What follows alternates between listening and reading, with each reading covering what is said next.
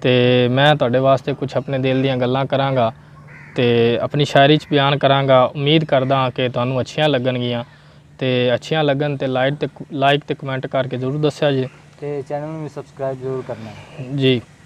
हाँ जी।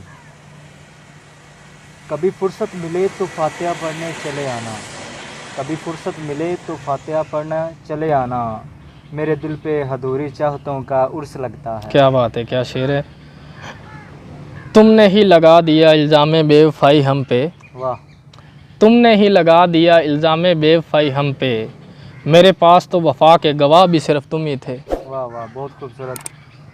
नहीं लंघदा वक्त विछोड़े दा, क्या नहीं बात लंघदा वक्त विछोड़े दा, क्या शेर है, बिन यार गुजारा कौन करे। क्या अल्फाज है भाई। दुनिया तो किनारा हो सकता है, यारां तो किनारा कौन करे। एक दिन होवे ते लंघ जावे बुलिया, एक दिन होवे ते लंघ जावे बुलिया, सारी उम्र गुजारा कौन करे। सारी उम्र गुजारा कौन करे, सच्ची बात है।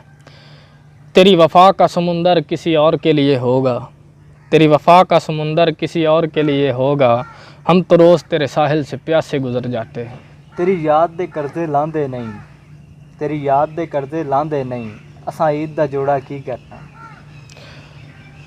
सब ही आए हैं मेरे दुख पे, सब ही आए हैं मेरे दुख पे, वो मेरा बाखबर नहीं आया।